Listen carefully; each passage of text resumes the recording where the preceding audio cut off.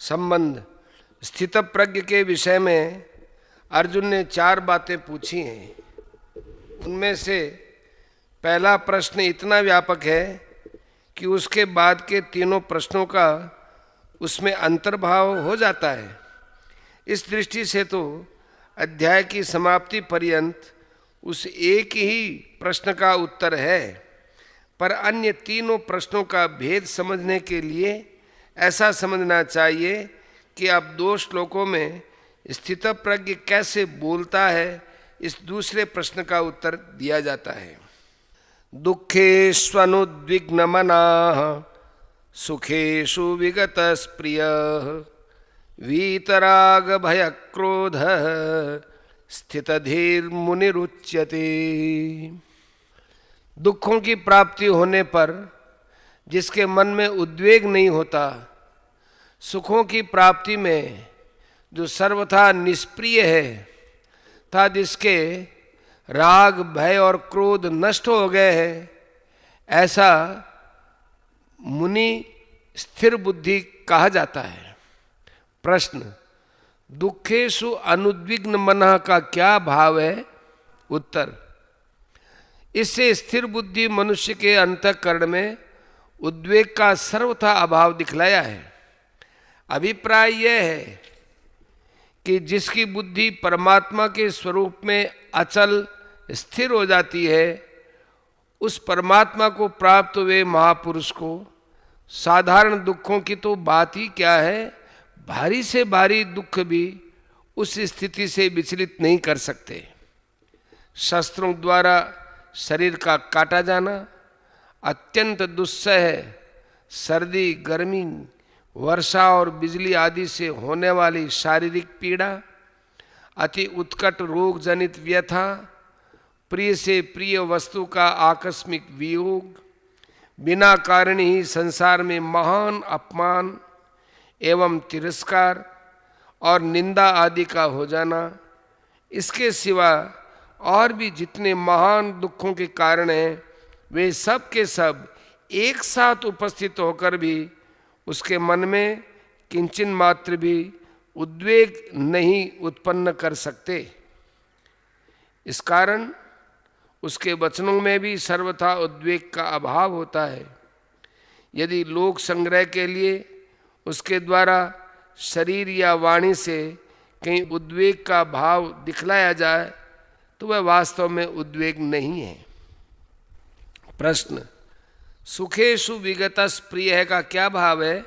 उत्तर, इससे स्थिर बुद्धि मनुष्य के अंतःकरण में स्प्रिया रूपी दोष का सर्वथा अभाव दिखलाया गया है। अभिप्राय यह है कि वह दुख और सुख दोनों में सदा ही सम रहता है। जिस प्रकार बड़े से बड़ा दुख उसे अपनी स्थिति से विचलित नहीं कर सकता, उसी प्रकार बड़े से बड़ा सुख भी उसके अंतःकरण में किंचन मात्र भी स्प्रिया का भाव नहीं उत्पन्न कर सकता। इस कारण उसकी वाणी में स्प्रिया के दोषों का सर्वथा अभाव होता है। यदि लोक संग्रह के लिए उसके द्वारा शरीर या वाणी से कहीं स्प्रिया का भाव दिखलाया जाए तो वो वास्तव में स्प्रिया नहीं है। प्रश्न, वीतराग भय क्रोध है का क्या भाव है? उत्तर, इससे स्थिर बुद्धि योगी के अंतःकरण और वाणी से आसक्ति भय और क्रोध का सर्वथा अभाव दिखलाया गया है। अभिप्राय यह है कि किसी भी स्थिति में किसी भी घटना से उसके अंतःकरण में न तो किसी प्रकार की आसक्ति उत्पन्न हो सकती है, न किसी प्रकार का जरा सा भी भय हो सकता है और न क्रोध ही हो सकता है। इस कारण उसकी वाणी भी आसक्ति भय और क्रोध के भावों से रहित शांत और सरल होती है। लोक संग्रह के लिए उसके शरीर या वाणी की क्रिया द्वारा आसक्ति भय या क्रोध का भाव दिखलाया जा सकता है, पर वास्तव में उसके मन या वाणी में किसी प्रकार का कोई विकार नहीं रहता। केवल वाणी को उपर्युक्त समस्त विकारों से रहित करके बोलता तो किसी भी धैर्य युक्त बुद्धिमान पुरुष के लिए भी संभव है, पर उसके अंतःकरण में विकार हुए बिना नहीं रह सकते। इस कारण यहाँ भगवान ने स्थिर बुद्धि कैसे बोलता है, इस प्रश्न के उत्तर में उसकी वाणी की ऊपरी क्रिया न बताकर उसके मन के भावों का वर्णन किया है। अतः उससे ये समझना चाहिए कि स्थिर बुद्धि योगी की वाणी भी वास्तव में उसके अंतःकरण के अनुरूप सर्वथा निर्विकार और शुद्ध होती है। प्रश्न, ऐसा मुनि स्थिर बुद्धि कहा जाता है, इसका क्या तात्पर्य है? उत्तर, इससे ये भाव दिखाया गया है कि उपर्युक्त लक्षणों से युक्त योगी ही वास्तव में मुनि अर्थात वाणी का संयम करने वाला है, और वही स्थिर बुद्धि है जिसके अंतःकरण और इंद्रियों में विकार भरे हैं। वह वाणी का संयमी होने पर भी स्थिर बुद्धि नहीं हो सकता। यह सर्वत्रानभिस्नेहस्तत्प्राप्य शुभाशुभम नाभिनंदति न द्वेष्टि तस्य प्रज्ञा प्रतिष्ठिता। जो पुरुष सर्वथा स्नेह रहित हुआ, उस शुभ या अशुभ वस्तु को प्राप्त होकर न प्रसन्न होता है और न द्वेष करता है, उसकी बुद्धि स्थिर है। प्रश्न, सर्वत्र अनभिस्नेह का क्या भाव है? उत्तर, इससे स्थिर बुद्धि योगी में अभिस्नेह का अर्थात ममता पूर्वक होने वाली सांसारिक आसक्ति का सर्वथा अभाव दिखलाया गया है।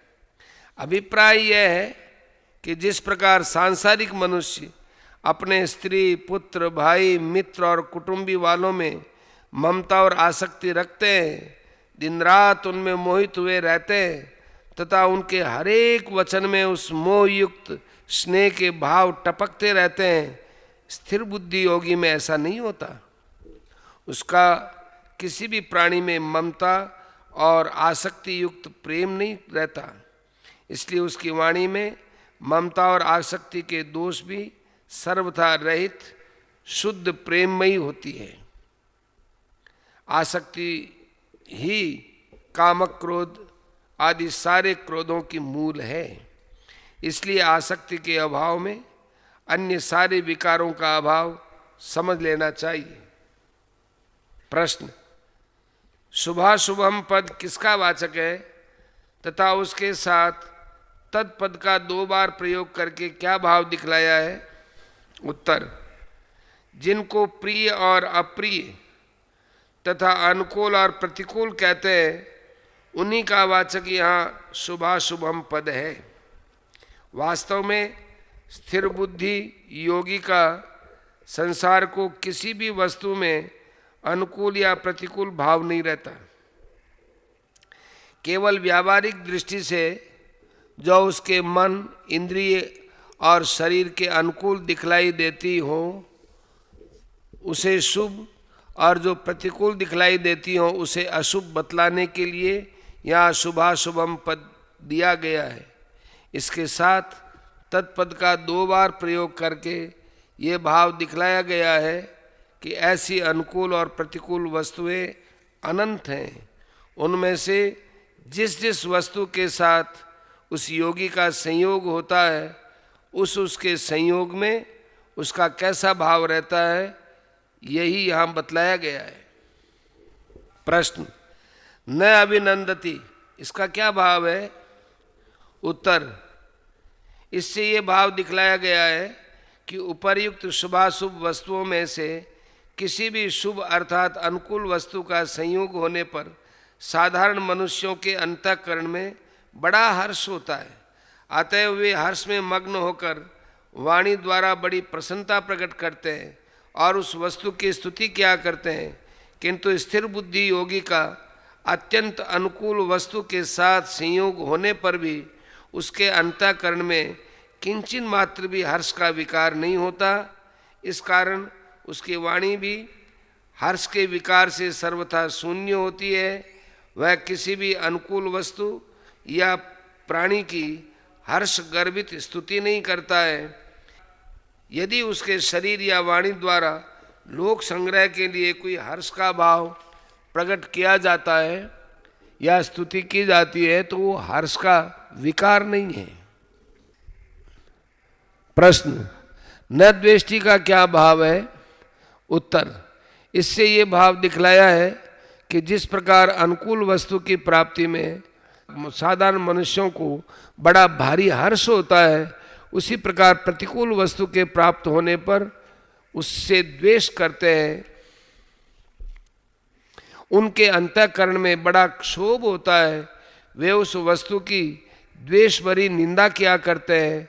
पर स्थिर बुद्धि योगी का अत्यंत प्रतिकूल वस्तु के साथ संयोग होने पर भी उसके अंतःकरण में किंचन मात्र भी द्वेष भाव नहीं होता। उस वस्तु के संयोग से किसी प्रकार का जरा सा भी उद्वेग या विकार नहीं होता। उसका अंतःकरण हर एक वस्तु की प्राप्ति में सम, शांत और निर्विकार रहता है। इस कारण वह किसी भी प्रतिकूल वस्तु या प्राणी की द्वेषपूर्ण निंदा नहीं करता। ऐसे महापुरुषों की वाणी द्वारा यदि लोक संग्रह के लिए किसी प्राणी या वस्तु को कहीं बुरा बतलाया जाता है या उसकी निंदा की जाती है तो वो वास्तव में निंदा नहीं है, क्योंकि उसका किसी में भी द्वेष नहीं है। प्रश्न, उसकी बुद्धि स्थिर है, इस कथन का क्या भाव है? उत्तर, इससे ये भाव दिखलाया गया है कि जो महापुरुष उपर्युक्त लक्षणों से संपन्न हों, जिनके अंतःकरण और इंद्रियों में किसी भी वस्तु या प्राणी के संयोग वियोग में किसी भी घटना से किसी प्रकार का तनिक भी विकार कभी न होता हो, उनको स्थिर बुद्धि योगी समझना चाहिए। प्रश्न, इन 2 श्लोकों में बोलने की बात तो स्पष्ट रूप से कही नहीं आई, फिर ये कैसे समझा जा सकता है कि इनमें वह कैसे बोलता है? इस प्रश्न का उत्तर दिया गया।